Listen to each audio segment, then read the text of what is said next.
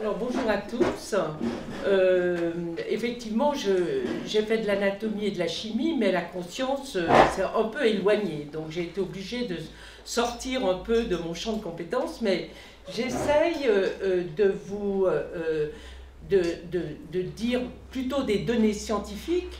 Donc ne vous étonnez pas s'il y a des choses qui vous paraissent compliquées sur les diapos. J'essaye d'être le plus simple possible et si par hasard vous ne comprenez pas, vous levez le doigt et je vous expliquerai. Alors voilà, conscience inconscient, que nous apportent les états modifiés de conscience. Alors la notion de conscience est une notion très moderne en fait. Avant, Descartes a décrit que l'âme entrait, pénétrait dans le corps par la glande pinéale. La glande pinéale, c'est l'épiphyse qui se trouve, c'est la glande qui correspond au chakra couronne. Donc, c'est pas bête hein, comme idée. Et, en plus, c'est une glande qui est très importante dans la vision avec la lumière. Hein. Donc, c'est intelligent. Et en plus, par imagerie fonctionnelle, très récemment, on s'est aperçu que, outre d'autres régions du cerveau sont plutôt activées chez les méditants, et on s'est aperçu que la glande pinéale était particulièrement activée chez les grands méditants. Donc vous voyez, la science aborde aussi ce sujet-là. Alors, ce que nous a apporté Descartes, c'est que le dualisme, c'est-à-dire le matérialisme, avec le corps matériel et l'âme immatérielle. En fait, depuis Descartes, c'est la conscience qui a remplacé l'âme. Et la pensée, pour la plupart des gens, la pensée est produite par le cerveau. Actuellement, il y a deux courants de pensée. Soit la conscience est le résultat de l'activité neuronale uniquement dans le cerveau, et point trait, hein, comme pensent les 95% de la population, hein, où notre conscience fait partie de la conscience cosmique, l'essence de l'univers. Elle se situe en dehors du cerveau, mais le cerveau est le décodeur. Donc de toute façon, on est obligé de passer par un décodeur. Alors, comment émerge la conscience? On voit bien au cours du développement cérébral, les bébés dorment à peu près 20 heures sur 24. Ils sont prêts à tous les possibles, mais ce cerveau s'éveille lentement. Certains disent que la conscience arrive quand pratiquement les circuits commencent à être en place, hein, parce que c'est-à-dire vers les 2/3 de la gestation, mais enfin ça c'est une hypothèse que certains développent. Et je voulais simplement vous faire remarquer, parce que mon sujet de recherche a été le développement de l'enfant, et donc je connais pas mal le sujet. Et que, en fait, pour que l'enfant devienne vraiment humain, il doit rencontrer le regard d'un humain. Hein, c'est-à-dire en regardant dans les yeux, c'est là où il devient humain. Donc la conscience émerge avec la stabilisation des connexions des synapses et avec la mémorisation. Bien sûr que avant 4 ans, 3 ans, peu d'entre nous ont des souvenirs d'avant cette période. Hein. C'est-à-dire que nous avons avant des tas de ressentis corporels, mais ces ressentis sont inconscients. Et lors de la mémorisation, il y a beaucoup de ressentis qui sont refoulés parce que trop difficiles, mais par contre, ils sont intégrés dans le corps, comme dit Alice Miller, le corps ne ment jamais. Hein. Mais ce n'est pas vraiment dans le cerveau. Hein. Et on connaît bien les thérapies qui servent à rendre conscient ce qui est resté figé, non assimilé dans l'inconscient. Hein, c'est ça le but. Alors, je vais commencer par l'inconscient, parce que ça va être assez... l'inconscient qui est quand même très important. Et quand j'ai relu l'histoire de la découverte de l'inconscient d'Hélène Berger, c'est Berger, et c'est pas Gerger, c'est Berger. Il commence, cet inconscient, il a été exploré depuis la nuit des temps. Et les prêtres thérapeutes pratiquent des guérisons à l'époque ancienne grecque. Ensuite, on a l'exorcisme chrétien, qui continue d'ailleurs. Hein. Donc, ensuite, on a le magnétisme de Mesmer. Vous savez, le baquet de Mesmer, à la Révolution, il mettait des gens dans un baquet, mais en fait, c'était au moment de la découverte de l'influx nerveux. L'influx nerveux a été découvert par Galvani au moment de la Révolution. Donc là, on croyait beaucoup à l'électricité. Hein. Donc on mettait les gens dans des baquets. Mais en fait, il y a un peu de charlatanisme chez Mesmer. Par contre, l'hypnotisme de l'école de Nancy, psychanalytique, enfin, pas à cette époque-là, c'était pas encore la psychanalyse, c'était avant, est très intéressante parce qu'en fait, il commence à développer, en particulier, Liébaud-Ambroise, qui est très intéressant parce que c'est un mélange de magnétisme et d'hypnotisme. Et il a écrit un livre qui s'appelle « Du sommeil aux états analogues considérés surtout du point de vue de l'action, du moral sur le physique ». En fait, c'est un médecin qui était aussi guérisseur. Mais à cette époque-là, il a été complètement rejeté, hein, et parce que, en fait, il avait décidé de ne pas faire payer les patients qu'il traitait par cette méthode-là, alors qu'il faisait payer les autres qui avaient une médecine classique. Mais il avait tellement de clients qu'il a été obligé de s'arrêter pour écrire son livre, parce qu'il s'est dit... j'arriverai jamais...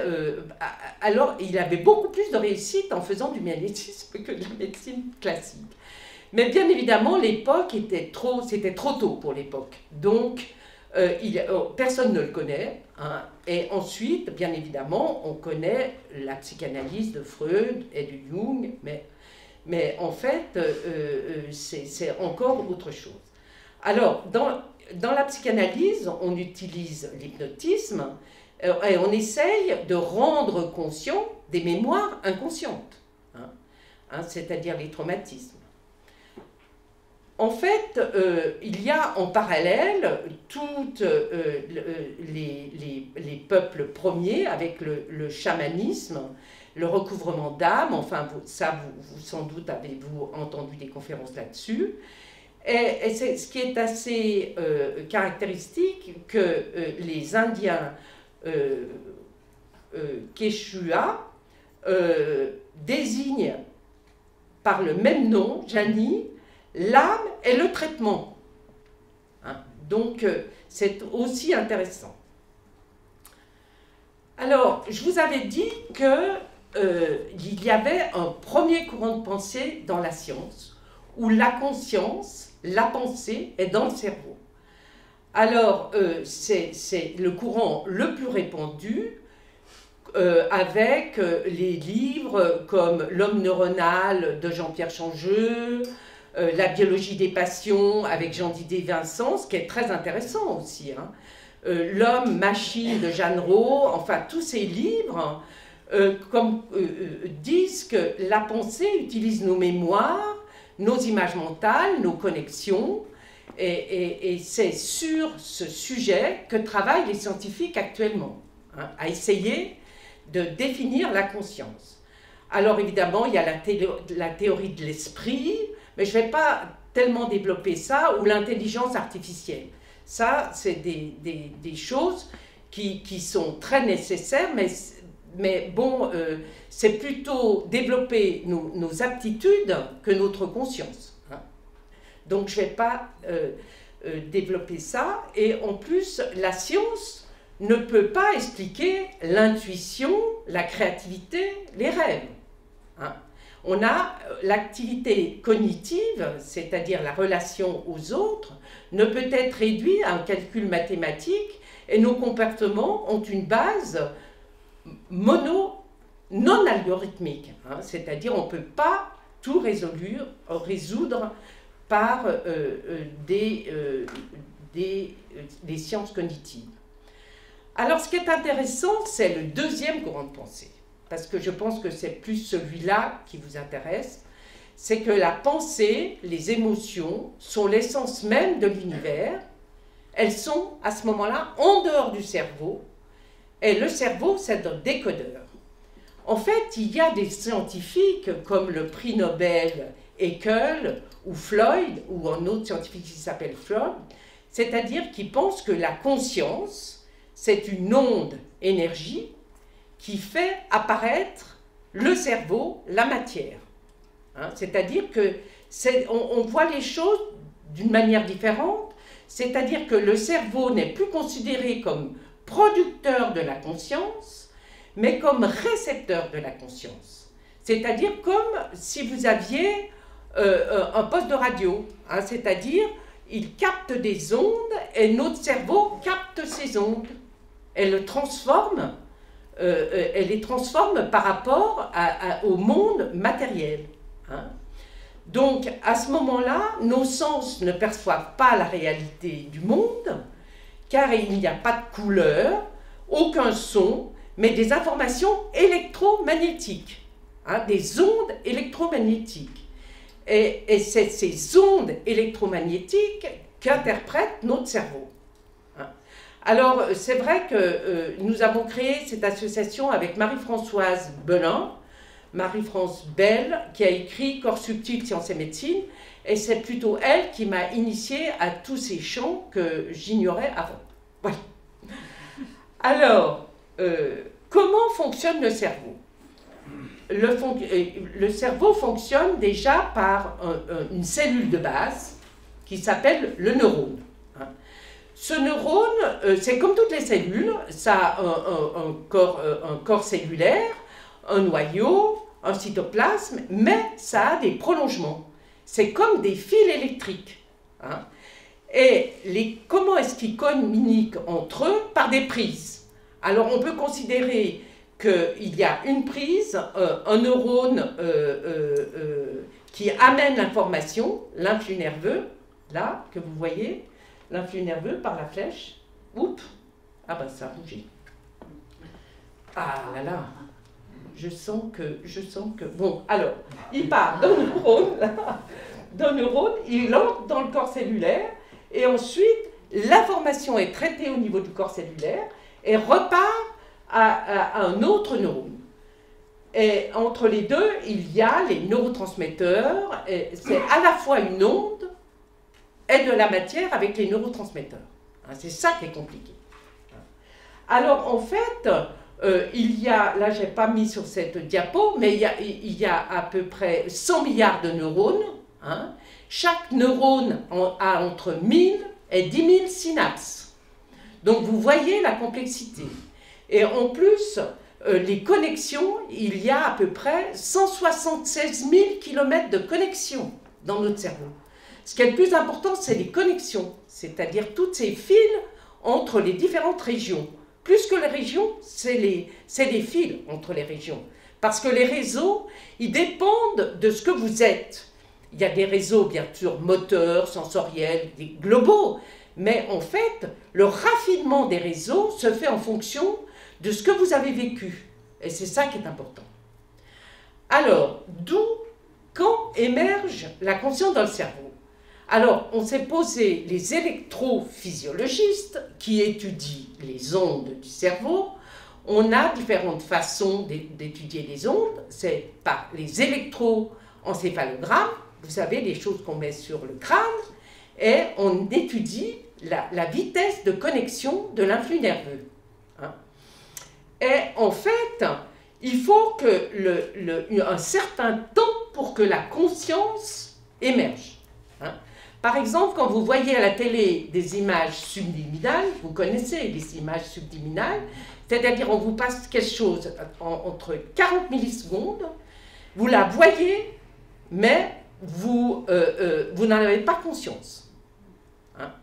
Après, les automatismes, quand vous faites les choses sans y penser, c'est en dessous de 300 millisecondes. C'est aussi inconscient.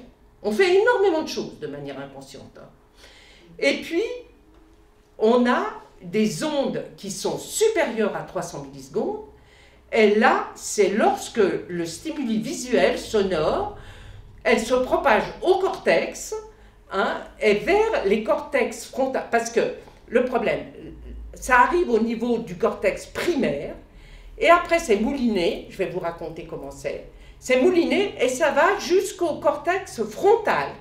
Et dans le cortex frontal, c'est là où on a l'attention. Donc on a conscience de ce qui se passe, parce qu'on a fait attention. Hein. Donc il faut que ce soit mouliné à l'intérieur du cerveau pour arriver jusque-là. Et ça prend 300 millisecondes. Hein. Mais alors, ce qu'on a constaté, des choses absolument incroyables, c'est que l'intention précède l'action. C'est-à-dire qu'il y a une région prémotrice du cortex qui est entre la pensée et le cerveau, qui s'active avant l'accomplissement d'une action. Alors, cette expérience de Benjamin Libet date de 1983. Vous vous rendez compte, hein, ça fait déjà un moment. Mais on met du temps à ce que les idées rentrent dans la pensée globale. Alors, avant l'intention consciente du patient à agir, on s'aperçoit qu'il y a une onde qui part avant, pendant les 300 millisecondes, c'est-à-dire on n'a même pas décidé que l'onde elle est partie. Alors ça a été une expérience qui a été extrêmement discutée. Vous comprenez que nous avons notre libre arbitre, donc si on décide avant qu'on ait fait, c'est un peu gênant. Hein. Donc tout le monde, c'est comme un potentiel de préparation qui se fait avant. Hein. Donc ça, il y a au cours des gens qui se posent la question.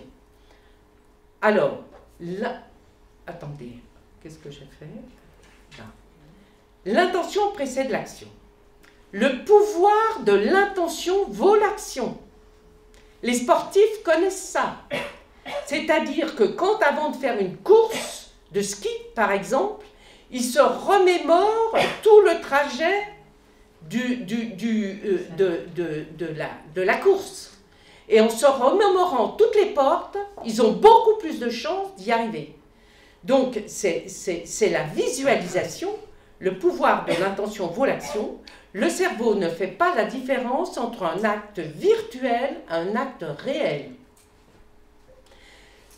Un sportif, un acteur, un artisan, un créateur, tout le monde utilise cette visualisation dans sa tête. Hein. Aussi, c'est aussi utilisé dans le chamanisme, où en fait le chaman visualise les choses comme si elles se passaient. Et il a des capacités à faire en sorte que ça marche. Hein. Alors, ça va jusqu'au fait de la capacité de pouvoir capter ce qu'il y a dans la grande conscience. Il y a des handicapés, des infirmes moteurs cérébraux mutiques, qui sont capables de communiquer avec quelqu'un qui est capable de savoir ce qu'il y a dans ses pensées, hein, par ce qu'on appelle de la communication consciente assistée. Alors, il y a des gens qui pratiquent ça, ça s'apprend, mais c'est surtout, il y a des gens qui ont des aptitudes, hein, parce que tout le monde n'arrive pas à le faire. Hein.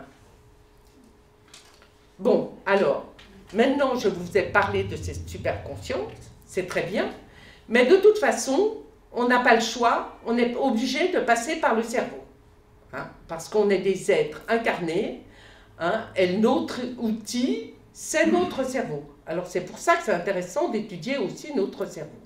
Hein. Alors on a deux types de cerveau. On a un cerveau câblé, celui dont je vous ai parlé, avec les 176 000 km de connexion. Hein. C'est-à-dire des faisceaux qui réunissent différentes régions, hein, comme je vais vous parler. Mais on a aussi un cerveau endocrinien, c'est-à-dire un cerveau avec des molécules, des hormones, des peptides qui circulent dans le sang et qui font que notre cerveau et notre corps, c'est un tout. Hein? Et surtout pour les émotions, ces molécules sont extrêmement importantes. Alors, en ce qui concerne le cerveau câblé, on a le système nerveux central, hein, avec notre cerveau qui est dans la boîte crânienne et la moelle épinière. Hein. La moelle épinière, ça fait partie du système nerveux central. Et après, on a tous les nerfs crâniens qui vont dans toutes les différentes parties du corps et qui vont envoyer l'information et recevoir l'information. Alors, en fait, comment se fait notre rapport au monde? C'est relativement simple. Hein. On a nos 5 sens, hein, pour recevoir les informations: l'audition, la vision, la gustation, l'olfaction, le toucher. Hein. Toutes les informations nous arrivent par nos sens. Et la seule voie de sortie, c'est la voie motrice. Alors vous vous étonnez comment ça se fait qu'une voie de sortie... Bien, par exemple, ici, je vous vois, vous m'écoutez, et moi je parle. Donc l'action motrice, c'est de parler. Vous, vous êtes en réception, beaucoup plus que moi qui suis dans l'action. Hein. Et vous pouvez... et c'est comme ça que ça fonctionne à la base. Hein. Le reste, ce sont des pensées qui tournent dans notre tête. Hein. Alors, pour vous montrer comment ça marche, un peu, pour vous donner des images, je vais prendre la vision, hein, parce que tout le monde connaît un peu la vision. Alors, qu'est-ce qui se passe pour la vision? L'œil transforme des photons, c'est-à-dire des ondes, hein, en images, des pixels. En fait, c'est un appareil photo. L'œil, c'est comme un appareil photo, et il y a seulement... avec un appareil photo avec 2 lentilles qui sont la cornée et le cristallin, hein, comme des lentilles dans l'appareil photo. Il y a 10% de la lumière qui arrive à la rétine, et quand l'image arrive à la rétine, alors est-ce que je vais y arriver? Eh bien voilà, ici on voit qu'elle est inversée. Hein. Donc la rétine, c'est l'espèce de pellicule. Hein, c'est comme la pellicule de l'appareil photo. Hein, c'est là où va se faire l'image. Et dans cette pellicule, qui est une couche de cellules, des couches de cellules, hein, il y a ce qu'on appelle des photorécepteurs. Alors, il y a 2 types de photorécepteurs. Vous vous rendez compte, on a 5 à 7 millions de cônes. Alors les cônes, c'est des cellules qui sont uniquement pour voir le bleu, le vert, le rouge. Hein? Donc on voit 3 couleurs. Hein? Les autres couleurs, elles sont, en fonction du nombre de cônes stimulés avec les couleurs, elles sont recomposées au niveau du cerveau. Hein? À la périphérie, on voit que 3 couleurs. Hein? Et après, on a énormément de bâtonnets. Alors là, c'est la vision périphérique, où on voit en noir et blanc. Hein. Mais alors, ce qui est assez étonnant aussi, c'est qu'on est très différents. C'est-à-dire, il y a de très grandes variétés individuelles. On n'est pas tous pareils. Et c'est pour tout pareil. On n'est pas tous pareils. Hein. C'est-à-dire que la densité des cônes, elle peut varier de 1 à 4. C'est quand même pas rien. Hein. Il y en a qui en ont le quart, et il y en a donc l'acuité visuelle, la manière dont on voit, etc. Donc ça varie beaucoup en fonction des gens. C'est comme le nombre des cellules ganglionnaires de la rétine. Les cellules ganglionnaires, c'est celles qui vont envoyer l'information au cerveau, hein, qui ont l'axone pour envoyer l'information. Ça varie du simple au double en fonction des gens. Donc vous voyez, on est différents, ça c'est clair. Hein. Alors comment est-ce qu'on voit la réalité? Qu'est-ce qu'on voit dans la réalité? Eh bien, on voit des traits droits, obliques, des traits dans l'espace. Non, d'abord, là, c'est en 2 dimensions. Hein. On voit en 2 dimensions. Un œil, il voit en 2 dimensions. Les 2 yeux, on voit en 3 dimensions. Donc, c'est tout reconstitué au niveau du cerveau. Là, on voit l'objet est perçu sous forme de lignes en 2 dimensions, ayant une variété d'angles, de longueur, d'orientation dans l'espace. Qu'est-ce qu'on voit? On ne voit pas une table, on voit des lignes. Sauf que dans nos têtes, étant donné qu'on nous a dit que ça c'était une table, eh bien on sait que c'est une table. Hein? C'est-à-dire qu'en fait, le cerveau reconstruit l'image en 3 dimensions en fonction de son expérience. C'est pour ça que il y a une histoire qu'on dit, c'est que quand Christophe Colomb est arrivé en Amérique, eh bien, les Indiens n'ont pas vu le bateau. Ils n'ont pas vu le bateau. Il n'y a que le chaman qui a vu le bateau. Parce que lui, il fait des rêves, il imagine tellement de formes dans sa tête qu'il a vu le bateau. Il a dit, il y a quelque chose qui arrive. Et c'est pour ça qu'on dit les soucoupes volantes. Alors maintenant, est-ce qu'il y en a, est-ce qu'il n'y en a pas? C'est-à-dire qu'en fait, on ne voit que ce qu'on connaît. C'est ça. Et même, il y avait des couleurs qu'ils ne connaissaient pas, toujours avec du pourpre qu'ils ne connaissaient pas. Vous voyez, c'est-à-dire qu'on a à apprendre. Et ça, on l'apprend très, très, très tôt au cours du développement. Hein. Alors, comment ça... Toutes ces informations arrive au niveau de l'œil, là-bas, va au niveau du cortex du thalamus, là, un noyau au milieu, en dessous. Alors, il y a différentes régions. Il y a des régions plutôt basses qui sont plus, dirons-nous, archaïques, parce que ça a à voir avec le corps. Donc, comme tous les mammifères, hein, on est un animal quelque part. Hein, les chats, ils voient comme nous, les chiens aussi. Donc, ils bougent comme nous, donc la base est pareille. Donc, après, on a un gros noyau qui s'appelle le thalamus, qui sert un peu de carrefour. Et puis ensuite, on a, nous les humains, un cortex extrêmement développé. Et donc, l'information arrive au cortex qu'on appelle visuel primaire, V1, là, visuel primaire. Et ensuite, c'est mouliné. Hein. Alors, c'est mouliné. On a les voies visuelles ventrales qui résout la question « qu'est-ce que c'est hein, ?» entre la forme et la couleur. Et puis l'autre, il dit « est-ce que ça bouge? Est-ce que ça bouge pas ?» etc. Et tout ça, c'est inconscient. Hein. On mouline là, on mouline jusqu'au moment où ça va au cortex frontal. Et ça, c'est du singe, hein, c'est du cortex de singe. Où ça va au niveau du cortex frontal et on dit « tiens, c'est une fleur, tiens, c'est une table, tiens, vous voyez. » Donc, c'est là où c'est important. Et c'est des boucles. Ça fonctionne en boucle. Parce que, en fait, quand on voit quelque chose, on ne voit pas de manière fixe. Là, vous regardez de manière fixe la diapo. Mais même sur la diapo, vous regardez différents endroits de cette diapo. Donc, vous voyez, c'est toujours, ça part de l'œil, ça va au cortex visuel primaire. Après, l'attention, il y a plusieurs endroits, hein, parce que l'attention faible, elle est plutôt au niveau du pariétal. L'attention flottante, on dit, tiens, je regarde le machin, comme ça. Mais quand on est très attentionné, concentré, c'est au niveau préfrontal. Vous voyez, donc... mais c'est des boucles sensoromotrices, sans arrêt. Parce que, regardez les boucles sensoromotrices, c'est-à-dire ça, c'est des travaux qui ont été faits dans les années 50. Comment est-ce qu'on regarde un visage hein? C'est-à-dire, le système visuel n'explore pas l'image de façon ordonnée. Hein? c'est des saccades comme ça. Et qu'est-ce qui nous intéresse le plus dans un visage? Les yeux ou la bouche.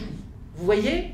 Et c'est des saccades continuelles qui nous informent. Donc vous voyez, c'est toujours, il y a à la fois l'information que vous voyez et à la fois le mouvement pour chercher cette information, hein, pour n'importe quoi. Donc c'est des boucles sensorimotrices continuelles. Donc le cerveau recrée les objets manquants en fonction de son expérience. Là, vous êtes d'accord, c'est assez simple. On ne voit pas le triangle. Il n'y a pas de ligne. Mais vous voyez bien qu'il y a deux triangles. Il y en a un qui est du vide, et un qui est blanc, et l'autre qui est avec des traits noirs. Hein? Parce que notre cerveau est formaté pour trouver cette image. Hein? C'est la même chose.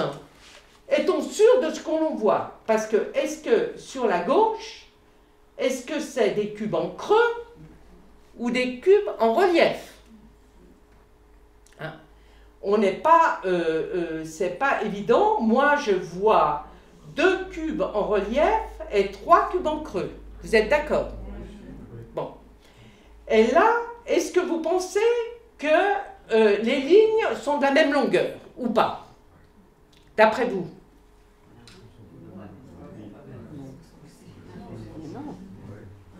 Alors, qu'est-ce qui pense que c'est de la même longueur? Levez le doigt. Bon. Et qu'est-ce qui pense que c'est pas de la même longueur? Bon, eh bien, en fait, la grande majorité a raison, c'est-à-dire c'est de la même longueur. Toutes ces lignes sont de la même longueur. C'est simplement le fait d'avoir, ça fait comme une illusion d'optique, d'avoir les flèches à l'extérieur ou à l'intérieur. Hein? Et du coup, on pense que les lignes ne sont pas égales alors qu'elles le sont. Hein? C'est la même chose pour cette image. En fait, l'image perçue est la création de notre cerveau. Ici, sur la gauche, qu'est-ce qu'on voit? Une femme sur un tapis volant. Bon, certes, mais bon, pour nous, on va dire, la femme, elle ne peut pas être sur un tapis volant. Donc, on commence à réfléchir, on se dit, tiens, il y a des mâts là-bas, hein, il doit y avoir un mât qui nous fait le tapis volant. Hein, puisque... Voilà, hein, c'est une illusion d'optique. Et au milieu, qu'est-ce qu'on voit? On voit 2 choses, vous êtes bien d'accord? On voit un visage et un vase, vous êtes tous d'accord? 2 visages. 2 vases. Ou un visage. Non, il y a un vase. 2 visages. Ah oui, merci. Heureusement que vous êtes là pour me reprendre. Voilà. Alors, ça, c'est relativement simple. Alors, sur la droite, on voit 2 personnages. Une jeune fille et une vieille dame. Alors, tout le monde voit 2 personnages?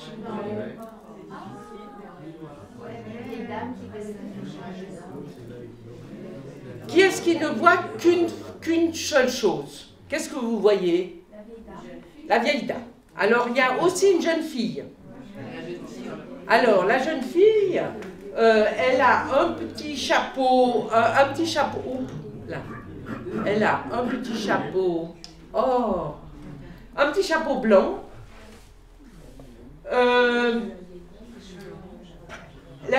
de la vieille dame, c'est son oreille. L'œil de la vieille dame, c'est l'oreille de la jeune fille. Et du coup, le nez de la vieille dame, c'est le menton de la jeune fille. Donc tout le monde voit bien? Donc en fait, nous ne percevons que ce dont nous avons l'expérience et avec la même image rétinienne, parce que c'est la même image. Hein? La perception fluctue entre 2 possibilités. Vous êtes d'accord?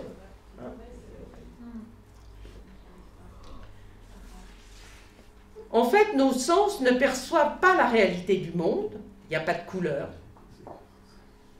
aucun son, mais des informations électromagnétiques, des ondes qu'interprète notre cerveau. Nos sens perçoivent des ondes transformées en signaux chimiques. Quand on voit une onde, ça tombe sur des opsines, c'est des pigments qui donnent des pigments rouges, verts, jaunes ou bleus. Donc, vous voyez. Alors, il faut environ 30% du cortex cérébral pour interpréter ce que voit l'œil. C'est-à-dire que ça utilise énormément de notre cerveau. Alors, les ondes magnétiques, c'est en fait, dans le spectre des ondes magnétiques, nous voyons que l'arc-en-ciel là. Vous voyez que ça va de 10 moins 17 jusqu'à 10 plus 4. Donc, nous, on n'en voit qu'une certaine partie du monde qui nous entoure. Très peu. Et puis, en plus, on voit différemment que les autres espèces. Par exemple, les bovins, ils voient en noir et blanc. Un aigle, il a une acuité visuelle de 30 dixièmes, et il voit beaucoup mieux que nous. Il y a certains oiseaux qui voient en infrarouge, c'est-à-dire ils sont capables de voir au-dessus des nuages, dans les nuages, à travers les nuages. Et une abeille, elle a une vision en ultraviolet qui lui permet de voir une fleur comme une piste d'atterrissage. Donc, on est limité. On est limité. Et les animaux autour de nous ont des capacités différentes de nous. Alors, comment est-ce qu'on explore dans le cerveau ces ondes? En fait, ces ondes nous servent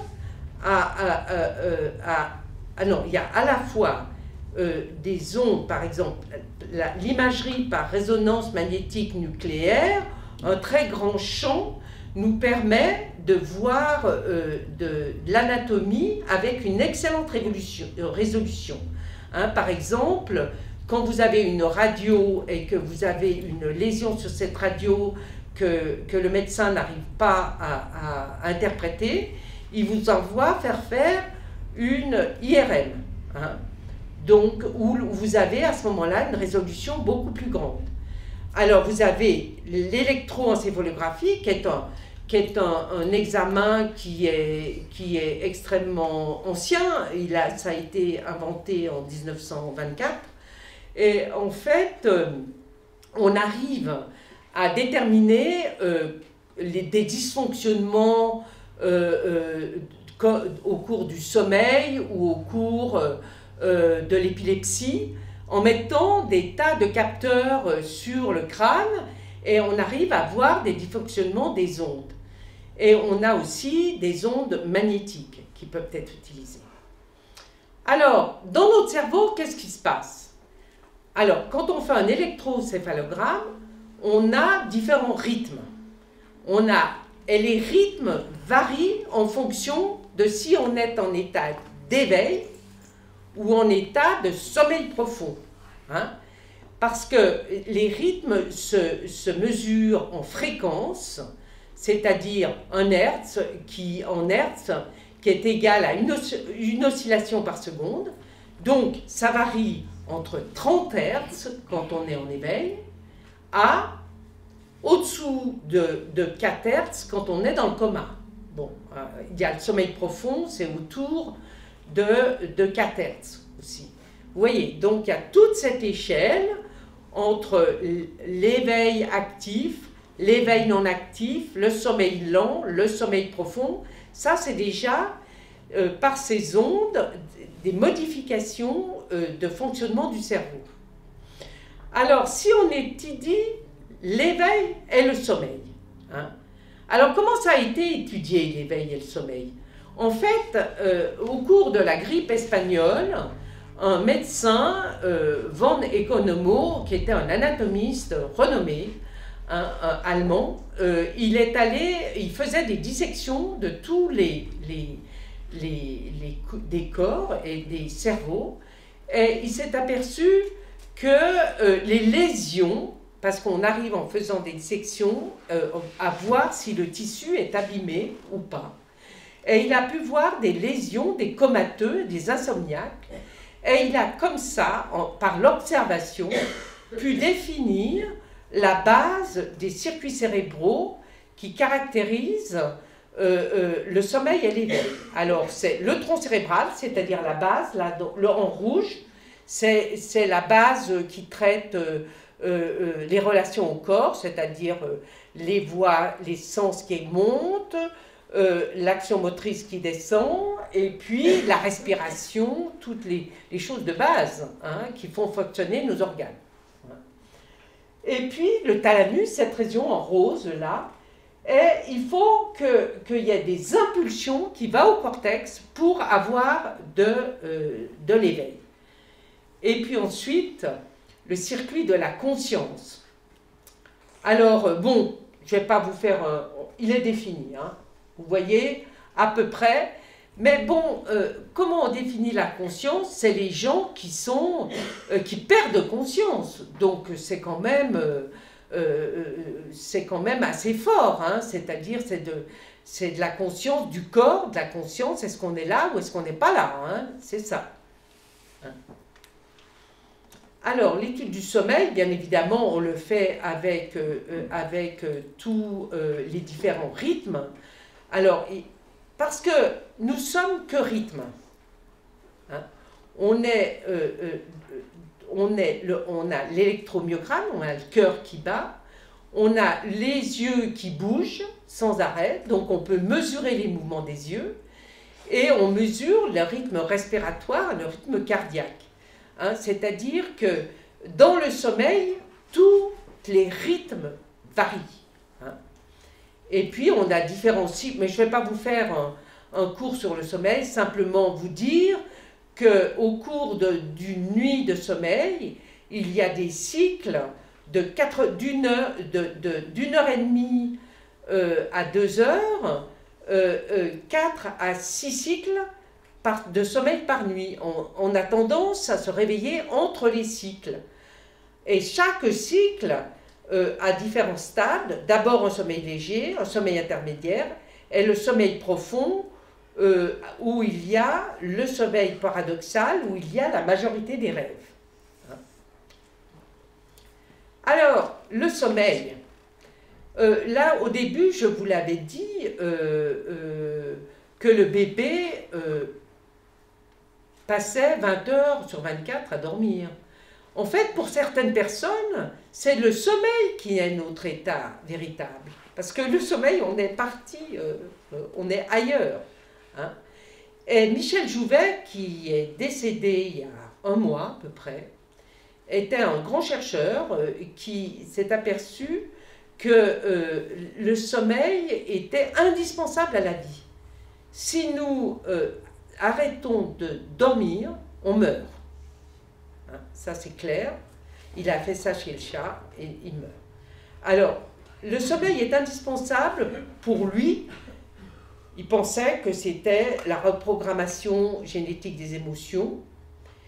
Et puis pour la création scientifique, la création. On crée pendant la nuit. Et sur le rôle biologique du sommeil, c'est indispensable pour améliorer la mémorisation, l'attention et les réflexes. C'est pour ça que dans l'éducation actuelle, on se pose beaucoup de questions sur le sommeil de nos enfants, parce que visiblement, ils dorment de moins en moins, et alors qu'ils devraient dormir plus pour essayer justement de stabiliser. Ça augmente jusqu'à 40% la mémorisation, donc c'est quand même assez important. C'est important de dormir et d'assimiler les choses.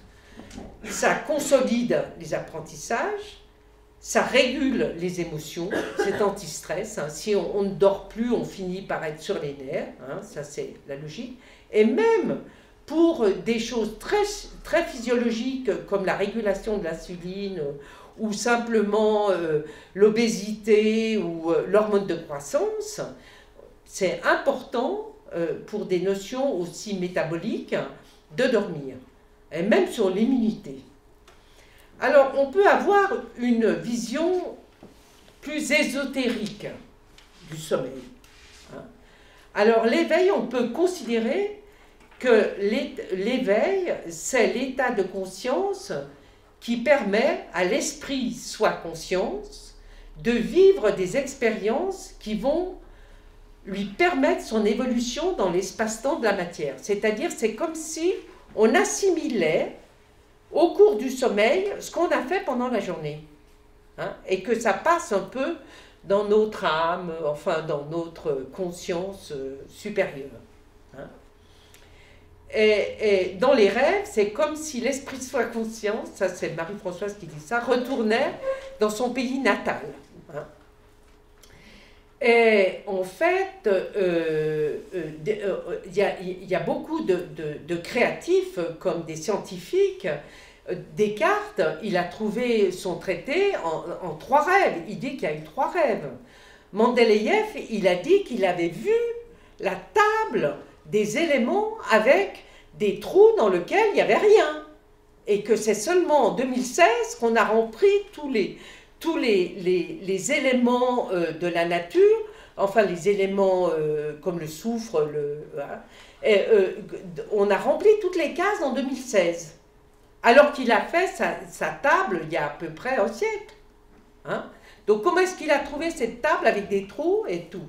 Il dit qu'il l'a trouvée dans un rêve.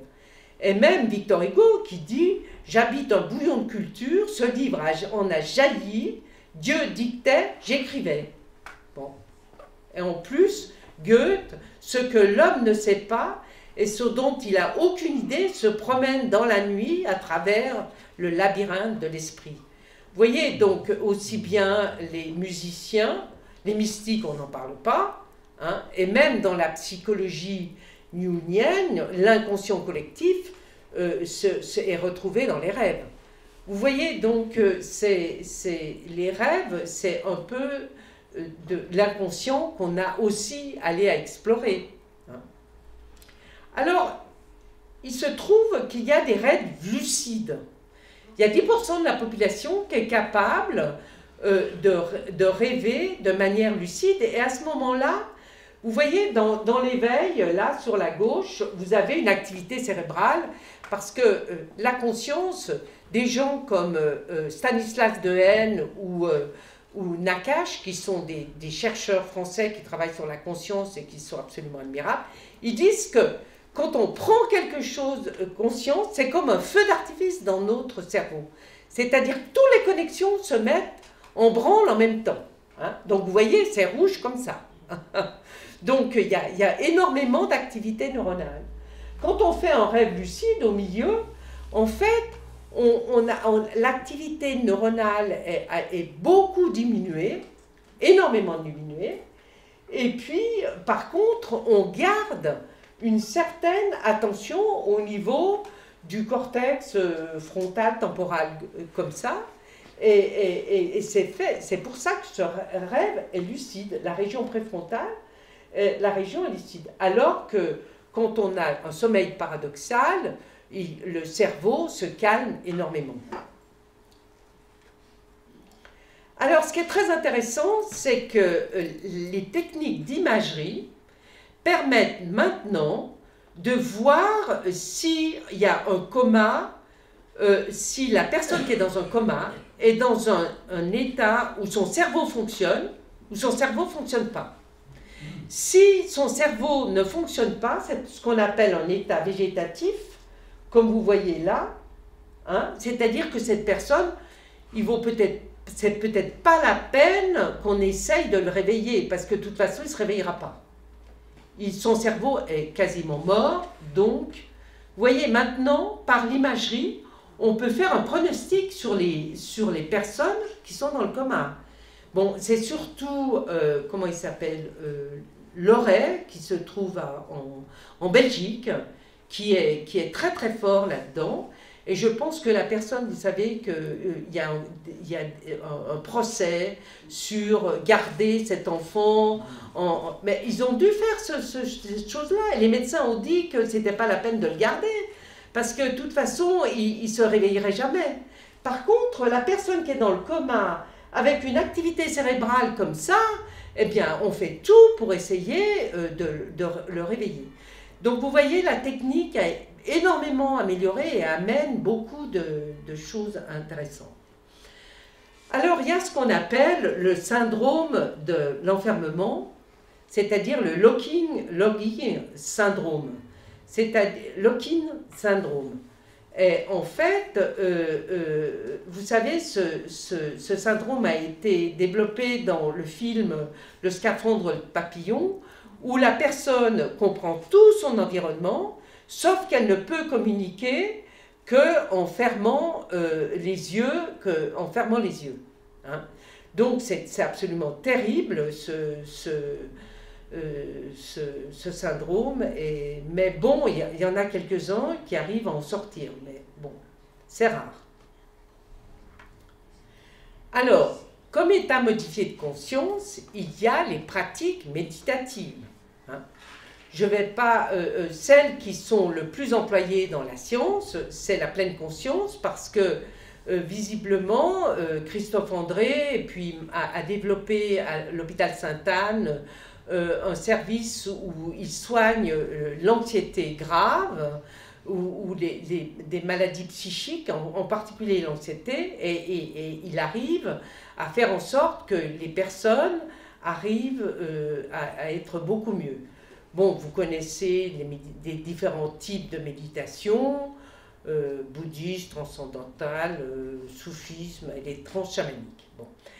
Ces méditations, cet état méditatif, permet à l'individu de dissocier sa conscience de ses pensées, de ses émotions, c'est-à-dire de prendre une certaine distance.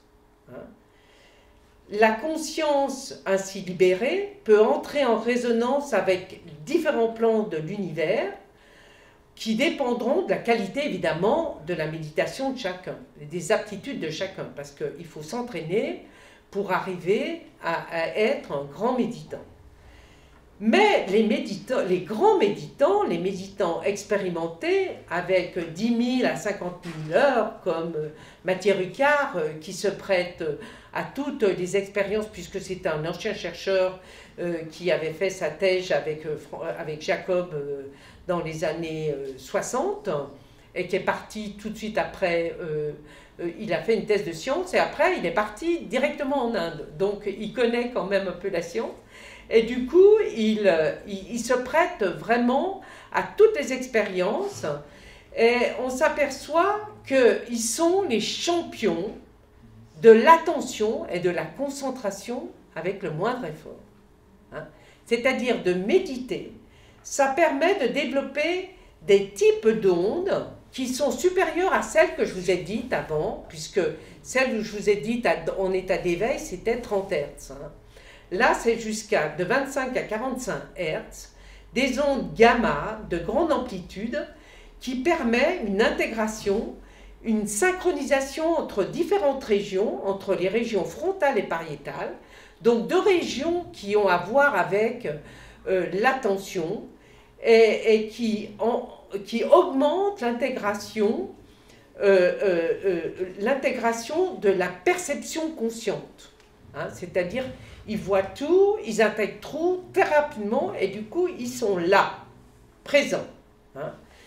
Et à côté de ça, il y a la méditation profonde, il y a des ondes alpha et θ qui parcourent le cerveau tout entier et il semblerait que le fait que ces ondes parcourent le cerveau, ils peuvent entrer en résonance par rapport à la résonance Schumann.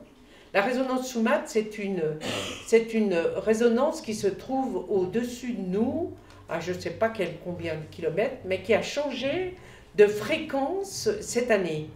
Hein, elle est passée de 7, ces dernières années, de 7 à 13, hein, Et visiblement, il y a des choses qui bougent.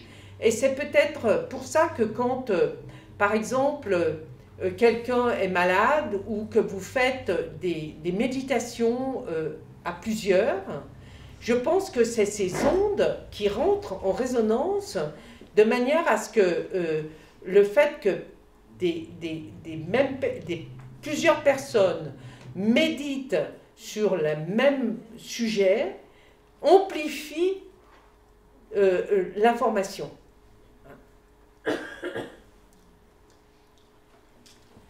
Alors, la méditation aussi, justement, comme la mindfulness en pleine conscience, soigne la douleur et l'anxiété, parce que c'est au niveau du système limbique, au niveau des émotions. Hein. Alors, il y a des régions, bon, c'est pas la peine que je vous dise les régions, mais en tous les cas, ça améliore l'anxiété, la dépression et le sommeil. Et ça réduit de 40% le risque de dépression grave. Donc vous voyez, de plus en plus, on essaye de diminuer les médicaments pour que les gens se prennent en charge globale, parce que en fait, aussi, ils ont à faire une recherche personnelle et par le biais de cette méditation, ça les dirige un peu vers cette recherche personnelle, peut-être un peu plus facilement. Alors, on voit, bon, ben, c'est pas l'âge ou l'éthique, il y avait l'augmentation du nombre l'augmentation des ondes gamma, mais en plus, on change la plasticité du cerveau, parce que nous avons un cerveau plastique. Même si on a des neurones pour la vie, c'est pour ça que cette notion de plasticité a mis autant de temps à rentrer dans les mœurs. C'est parce qu'on a des cerveaux pour la vie. Mais à côté du cerveau pour la vie, on a des connexions qui sont extrêmement plastiques. Ça veut dire que même quand vous méditez, vous changez la structure de votre cerveau dans la mesure où vous augmentez des connexions dans certaines zones, par exemple les zones limbiques ou frontolatérales, qui fait que vous musclez quelque part votre cerveau. Vous voyez, c'est-à-dire que c'est quelque chose qui marche pour tout. Hein. Là, ça marche pour la méditation, mais ça marche aussi pour d'autres fonctions. Hein. Alors, on s'est aperçu, alors il y a des études qui sont absolument extraordinaires, parce qu'ils sont capables de mettre par de l'imagerie, d'étudier l'activation de 116 régions du cerveau. Et on regarde les connexions, parce que comme je vous dis, ce qui est le plus important, c'est les connexions, hein, les réseaux qui sont spécifiques à chacun. Alors, on voit sur la gauche un sujet contrôle, où on voit ce qu'on appelle le corps calleux. Le corps calleux, c'est ce qui relie nos deux hémisphères. Hein. Alors, on voit, et puis on voit un certain nombre de connexions, mais il n'y en a pas tant que ça. Hein. C'est surtout le corps calleux. On peut voir chez un sujet avec le yoga, au niveau du C, sur la droite, là, que le nombre de connexions est encore différent. Et on voit des connexions surtout postérieures, au niveau de la commissure postérieure, c'est-à-dire en bas, en espèce d'arc, là, vous voyez. Et les pratiquants du yoga, eh bien, ils ont moins de connexion interhémisphérique qui nous fait réfléchir tout le temps comme ça, et par contre, ils en ont beaucoup plus ailleurs. Vous voyez, c'est-à-dire qu'on s'aperçoit que les connexions changent, elles changent en fonction de chacun. Et là, en plus, c'est une moyenne, hein, puisque quand on fait de la science, on prend un groupe et on fait une moyenne avec le groupe. Ça, c'est des groupes. Mais on voit même dans les groupes qu'il y a des différences significatives de connexion. Et si vous faisiez chaque cas, eh bien les connexions seraient encore différentes. Et on s'aperçoit qu'il y a moins d'autoroutes en bas. Vous voyez, des autoroutes, parce qu'en fait, quand on fait fonctionner notre cerveau, quand on fait quelque chose, on renforce les connexions. C'est-à-dire, plus on a des habitudes, plus on renforce nos connexions. Ça veut dire qu'on n'arrive plus à prendre la petite collatérale qui va nous faire voir ailleurs. Et puis quand on ne pense pas, eh bien on est là comme ça, un peu flottant. Eh bien notre cerveau fonctionne par défaut. C'est-à-dire, il va dans les routes qu'il connaît. C'est-à-dire, si on a tendance à ruminer, ben on rumine. Hein, on rumine les mêmes trucs. Et puis à force de ruminer, eh bien on renforce encore les routes qu'on connaît. Donc, c'est quand même pas le but. D'ailleurs, si vous êtes tous là, c'est que vous ne pensez pas comme ça. Donc, vous allez voir ailleurs ce qui se passe. Hein. Et c'est ça qu'il faut faire. C'est-à-dire ouvrir, s'ouvrir. Alors, à la fois, calmer le cerveau par la méditation et s'ouvrir en voyant les choses. Alors, une chose intéressante, c'est la transe chamanique. Alors, Michael Harner, c'était le directeur de thèse de Castaneda. Ça veut dire qu'il a commencé à travailler à Berkeley comme professeur d'anthropologie sur les Indiens d'Amérique, d'Amazonie. Hein. Et en fait, ensuite, ce qu'il a fait, il a créé la Fondation for Shamanic Studies, en fait, pour essayer de trouver les invariants de tous les chamans, c'est-à-dire de toutes les sociétés chamaniques, hein, c'est-à-dire la différence entre la Mongolie, l'Australie, l'Amérique du Sud, enfin voilà. Et c'est très intéressant, il a écrit des livres, La Voix du chaman et d'autres livres. Et je me suis intéressée là simplement à Corinne Samprin, parce que Corinne Samprin, vous devez la connaître peut-être, elle était documentariste, elle faisait des émissions de documentaires et on l'a envoyée en Sibérie, non, attends, Mongolie, hein. Ouais. Alors, alors qu'on faisait une séance de chamanisme, elle est devenue un loup. Donc, on lui a dit que son destin, c'était d'approfondir cette qualité de transe qu'elle avait. Et du coup, elle a été quasiment obligée de devenir chamane, en allant régulièrement là-bas. Et justement, l'intéressant, elle est comme elle est documentariste, journaliste, elle se prête aussi aux expériences. Hein. Donc, elle a écrit un livre. Donc, la transe, elle est perceptive, hein, c'est-à-dire que c'est au niveau du corps. C'est le corps qui s'exprime. Hein. Alors, elle dit que ça nous met en relation avec ce que l'on ne sait pas que l'on sait. Bon. Donc, elle est dans un état... le cerveau perceptif, en fait, il est tourné vers l'extérieur. Ce qu'on reçoit va, et ce dont on ne ressent pas, mais dont on a la notion que ça existe. Et il n'y a pas du tout de plaisir, hein, dans une transe. Hein. On la subit quelque part, hein, cette transe. Alors que le cerveau spéculatif, il est plus lié au plaisir, à l'ego, au mental, et à la force instinctive animale tournée vers soi. Alors, ce qui est intéressant, c'est qu'elle a fait c'est pas publié, mais parce que je pense qu'il n'y a pas beaucoup de personnes qui sont capables de faire une transe et de s'arrêter. Parce que quand elle a fait la première transe, heureusement qu'il y avait des chamans pour essayer de la faire revenir. Hein. Parce qu'autrement, elle aurait pu partir, devenir folle.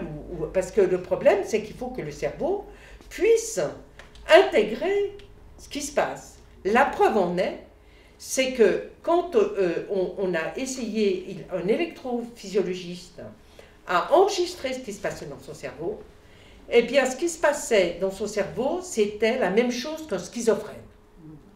Un schizophrène, il a des hallucinations, et c'est ça le problème, c'est que s'il a des hallucinations très, très poussées, ça peut le pousser à tuer quelqu'un parce qu'il pense, il a tellement peur que c'est pas possible, il ne peut pas. Hein, donc, ils peuvent être de temps en temps dangereux s'ils n'ont pas leurs médicaments. Hein.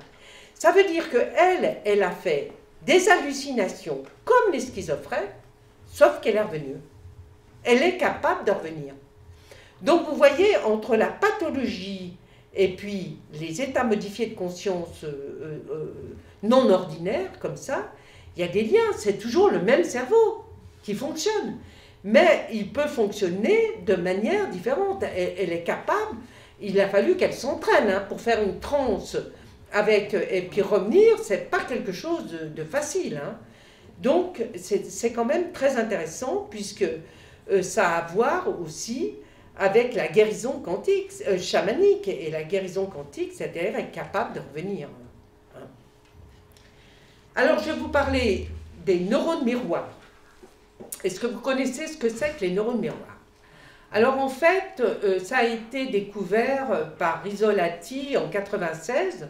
C'était un groupe de chercheurs italiens qui travaillaient sur le singe, les mouvements chez le singe. Donc il y avait un singe qui avait des électrodes au niveau du cortex moteur qui prenait l'activité, qui mesurait l'activité de groupes de neurones dans le cortex moteur. Et alors, le groupe de chercheurs ayant faim, ils sont allés s'acheter des sandwichs. Et puis, quand ils sont revenus, ils ont mangé le sandwich devant les singes. Alors, le singe, il a dit, mais moi, je veux le sandwich. Alors ça, le cortex moteur s'est mis, c'est ce que je vous ai dit au début. On revient à ce que je vous ai dit au début. C'est-à-dire qu'il pensait manger le sandwich et il activait les neurones comme s'il mangeait le sandwich. Pareil. Du cortex moteur, ça veut dire qu'il bougeait. Le cortex moteur primaire. Hein? C'est-à-dire que quand on voit quelque chose, c'est comme si c'était nous qui le faisions. C'est-à-dire, ça vient de loin, puisque l'enfant, quand il naît, hein, il n'apprend que par imitation. Hein? Vous n'avez qu'à faire l'expérience de tirer la langue à un enfant de 3 mois. Moi, je l'ai fait parce que j'avais mon petit-neveu, là, sous la main, et qui avait 3 mois, je tire la langue, eh bien, il tire la langue pareil. Hein? Ça veut dire que vous avez ces neurones miroirs qui vous aident à apprendre. C'est dans un processus un peu de fusion que vous avez au début avec votre mère. Hein? Et l'apprentissage, c'est à la fois être une éponge, c'est-à-dire voir tout ce qui se passe, et après prendre de la distance par rapport à ça. Hein? On ne peut pas, l'autre, il faut quand même se distinguer de l'autre. Et le problème, cette imitation comme ça, c'est la base de la suggestion, quand vous allez chez le médecin, de l'effet placebo, hein, du même, ou de l'hypnose. Hein.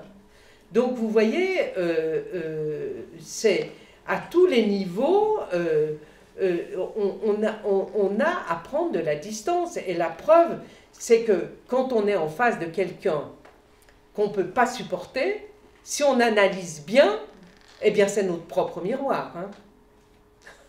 Ça fait mal, mais c'est comme ça. Hein. C'est notre propre miroir qu'on a en face de soi, mais on ne peut pas le supporter, parce que, bon, c'est dur. Vous voyez, donc cette histoire de miroir, c'est très très important. Hein. Et on a à apprendre aussi, si je vous fais une conférence sur le développement, à inhiber cette histoire-là pour apprendre. Hein, parce qu'on a à prendre de la distance. Hein. Alors justement, dans cette continuation, ces espèces d'effets miroirs est la base un peu de l'hypnose. Hein.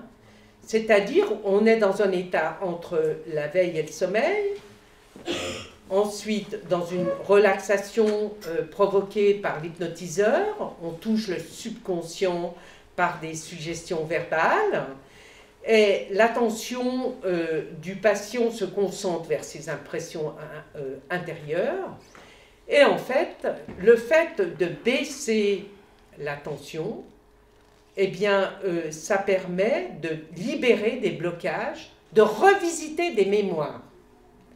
Parce que, en fait, quand vous pensez que la mémoire, c'est comme un disque dur qu'on a dans la tête. Mais non, chaque fois qu'on revisite un souvenir, on refait l'histoire. Alors si vous racontez une histoire d'enfance en pensant que c'est celle que vous avez vécue, certainement pas. Parce que comme vous l'avez répété 10 fois ou 50 fois, eh bien je tiens à vous dire, chaque fois, vous l'avez changé. Donc il faut se méfier de ces souvenirs, parce qu'on les change chaque fois qu'on les revisite. Hein? Donc, et c'est pour ça l'intérêt aussi, c'est dans les traumatismes, quand vous avez des traumatismes graves, comme il y a eu avec les attentats, c'est encore plus compliqué. L'hypnose, quelquefois, ça ne suffit pas. Il faut repasser par les sens, revisiter, tout c'est compliqué. Hein. Mais il y a aussi un danger, parce que vous pouvez, il y a des interactions entre les corps astrales, entre l'hypnotiseur et l'hypnotisé. Hein. C'est-à-dire, l'individu ne répond plus à sa conscience, hein, parce qu'en fait, quand on est hypnotisé, bon, il y a à peu près 80% de la population qui est hypnotisable, 20% qui ne l'est pas, vous pouvez créer une espèce de... Théoriquement, on est conscient, hein. Quand on est hypnotisé, on est à la fois flottant et conscient. Mais on peut être en état de dépendance, parce que quelque part, on écoute quelqu'un, il s'occupe de nous, etc. Vous voyez, ça peut être dangereux, c'est l'histoire des sectes, vous voyez, c'est compliqué, hein. Donc il faut à la fois être prudent et l'utiliser. Hein. Alors, comment ça marche ? Là, on doit sentir si son bras s'alourdir, alors que rien ne pèse sur lui. Il y a une dissociation, c'est-à-dire on revit une expérience désagréable sans en ressentir l'émotion associée. C'est pour ça qu'on va revisiter cette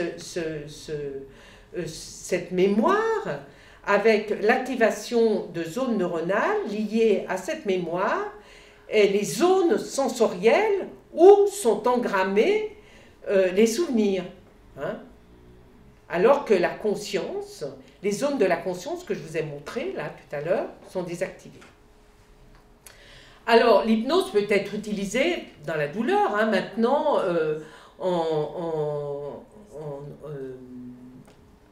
en Belgique, ils font des opérations avec l'hypnose, avec quelqu'un qui est toujours là et qui parle sans arrêt, etc. Et ça peut fonctionner. Et on voit que ça se voit que les zones de la douleur sont désactivées, hein, par imagerie. Alors, la dernière chose que je vais vous dire c'est l'expérience de sortie de corps, c'est-à-dire le voyage astral. Il y a à peu près 10% de la population qui a fait ce voyage astral. Alors, la science a trouvé un endroit qui est pas très loin justement de la conscience, mais bon. C'est-à-dire que quand on a une épilepsie, on peut avoir ce qu'on appelle une épilepsie focale. Cette épilepsie focale, c'est l'activation d'un petit groupe de neurones qui est anormal et qui se propage dans l'ensemble du cortex cérébral, et ça vous fait une épilepsie généralisée, et vous avez une crise d'épilepsie. Et si les crises d'épilepsie sont répétées, on essaye d'enlever la petite région qui correspond au départ de cette crise. Alors maintenant, avant on enlevait des lobes entiers, maintenant heureusement on enlève des millimètres cubes, et en stimulant au niveau du gyrus angulaire, contigu au précuneus, donc une des régions qui est de la conscience, c'est assez étonnant, on s'est aperçu que la personne faisait un voyage astral, c'est-à-dire l'impression d'être désincarné, comme si son soi était situé en dehors de son propre corps, au-dessus, comme ça. On a l'impression de voir le monde plus vrai que vrai, d'un point de vue extérieur, de flotter en dehors et puis de revenir. Hein. Mais en fait, les personnes qui ont vécu ces expériences les ont vécues avec une telle intensité que tout le monde en a le souvenir et le raconte. Maintenant, beaucoup plus qu'avant. Mais bon, c'est quand même très étudié par la science, comme vous voyez les articles en dessous. Et il y a surtout l'expérience de mort imminente qui est du même ordre. C'est la même chose, l'expérience de mort imminente. C'est une chose vieille comme le monde, puisque Jérôme Bosch l'a montré dans La vision de l'au-delà en 1500, où vous voyez ce que les gens décrivent généralement, un tunnel de lumière, où il y a une espèce de lumière qui envahit tellement le corps, tellement fort que les gens reviennent. Et ils ont vraiment la sensation d'avancer et de dire s'ils vont plus loin, ils ne peuvent plus revenir. Hein? Il y a quelque chose comme une espèce de limite. Ils disent je me suis vu revenir, hein? J'ai décidé de revenir. Hein? Alors, c'est étudié sur les personnes qui ont fait des arrêts cardiaques, qui ont été ranimées en arrêt cardiaque. Alors, une étude sur 344 patients, il y a 62 patients qui ont fait une expérience de mort imminente. Hein. Alors, ce qui est assez étonnant, c'est que dans ces expériences de mort imminente, il y a un électroencéphalogramme plat.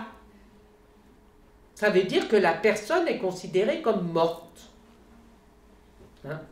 Donc, dans la deuxième hypothèse que je vous ai dit au début, comme quoi la conscience, elle est au-dessus, hein, visiblement, il y a quand même pas mal de paramètres pour dire qu'elle est vraiment au-dessus. Hein. Parce qu'autrement, il n'y aurait pas un électroencéphalogramme plat et la personne revient. Bon, évidemment, ça ne dure pas éternellement, hein, parce que le cerveau ne peut pas vivre sans oxygène, justement sans influx nerveux pendant longtemps. Mais quand même, étant donné que le temps même court, ça prend une amplitude tellement grande, l'expérience est tellement forte que c'est comme si ça n'a pas duré longtemps. D'ailleurs, les gens qui font un électroencéphalogramme plat, on attend avant de les considérer comme morts. Mais là, quand même, c'est étonnant. Alors, je veux vous parler aussi des états modifiés, des expansions de conscience de Monroe. Alors, Monroe, il a travaillé dans les années 50 à la CIA, parce que il s'est trouvé avec un Indien, je pense, qui était un scientifique qui travaillait à la CIA, qui un jour se trouve à une expérience comme ça, une visualisation. Il visualise quelque chose. Il visualise un salon. Et puis le lendemain, il va dans la maison d'à côté et il voit que c'est exactement le salon qu'il a vu dans sa tête.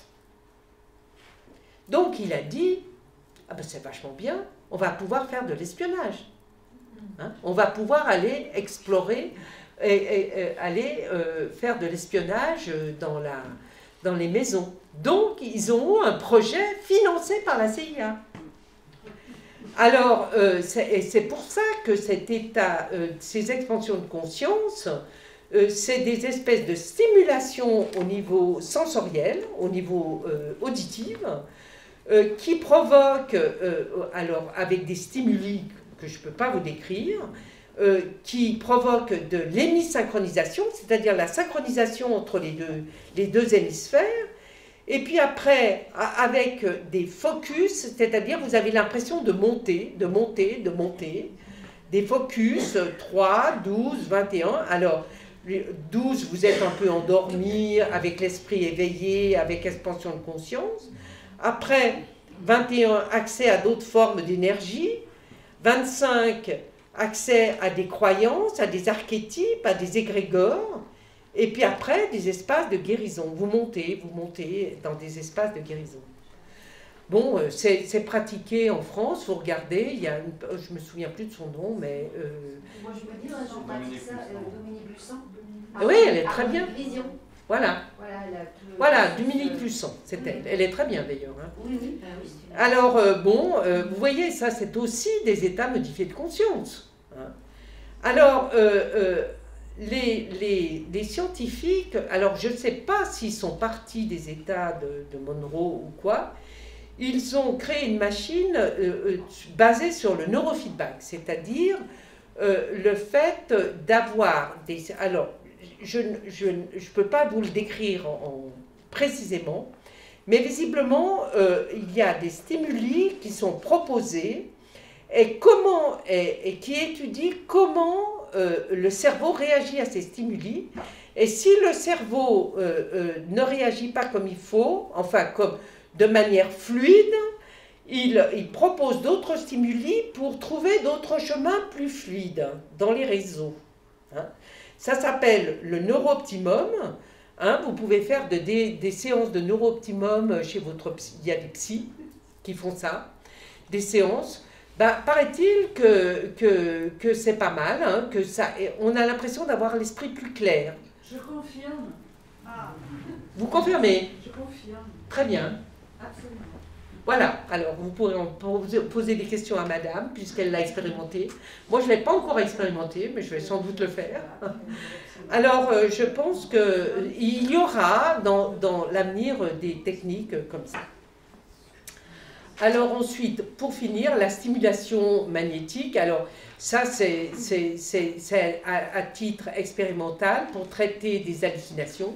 Alors, avant, on employait des électrochocs, mais c'est un peu du même ordre. Sauf que maintenant, on donne des médications pour diminuer des agonistes adrénergiques de manière à diminuer le seuil et que les personnes qui ont, par exemple, qui sont schizophrènes avec des hallucinations visuelles, auditives, tactiles, et qui dans la récurrente, dans la schizophrénie ou la maladie de Parkinson, c'est quand même pas mal parce que ça les aide à être...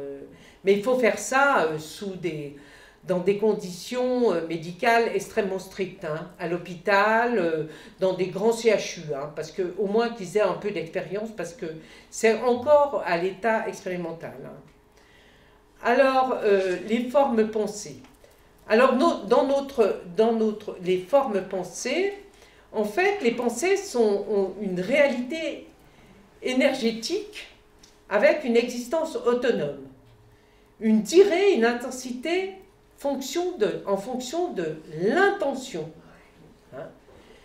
Alors, les formes, elles attirent des autres formes pensées de même nature.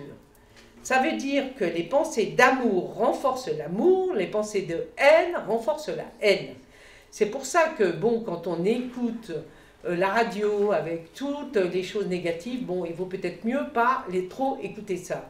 Parce que ça renforce les choses négatives comme ça. Et ça se propage dans l'univers et ça interpénètre les organes et les cellules. Mais, fort heureusement, nous avons notre cortex préfrontal, hein, avec l'attention, la mémoire à court terme, la prise à décision, la programmation de l'action. Et quand même, on a vraiment... on a à augmenter notre attention et notre intention. Or, je vais peut-être passer celle-là parce que c'est déjà un peu tard.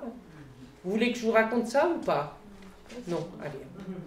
Par l'attention et l'intention, nous décidons ce que nous voulons voir et être.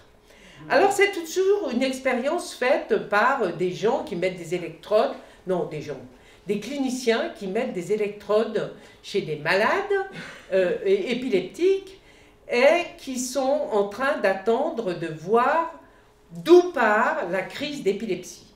Alors, en mettant ces électrodes, il y a un groupe de neurones qui s'agite, enfin qui s'active quand la personne regarde une photo de Marilyn Monroe, et un autre groupe de neurones qui s'active quand la personne regarde Bill Clinton. Alors ils ont demandé à ces personnes s'ils voulaient faire un test, et du coup on met Marilyn Monroe et Bill Clinton l'un sur l'autre, et on demande à la personne de regarder les deux photos l'une sur l'autre, en décidant qu'est-ce qu'ils veulent voir, ou Marilyn Monroe ou Bill Clinton. Et ça veut dire que par leur intention et leur attention, ils sont capables de, sur une photo du milieu, de voir qu'une personne et que, par exemple, s'il voit Marilyn Monroe, le groupe de neurones qui correspond à Marilyn Monroe s'allume et l'autre groupe de neurones s'éteint. Ça veut dire qu'on est maître de notre cerveau et même de ce que l'on voit. Hein. Et tout le monde y arrive. Alors il y en a qui y arrivent en 2 minutes ou il y en a qui y arrivent en 20 minutes. Mais tout le monde y arrive. Hein. C'est ça la plasticité aussi. C'est qu'on a à décider ce qu'on veut. Hein. C'est à nous de décider. Alors, réguler consciemment notre comportement par l'attention, l'attention soutenue, la conscience du corps, la régulation émotionnelle, le lâcher-prise. Alors tout ça, on voit les bénéfices, on voit ce qui se passe dans le cerveau, et la modification du rapport à soi, se libérer des réactions habituelles. Vous voyez, ça c'est tout. En fait, c'est les sciences cognitives qui nous disent ça. Hein? Donc c'est quand même aussi une forme de prise en charge, de se prendre en charge, vraiment. Et comme dit Christophe André,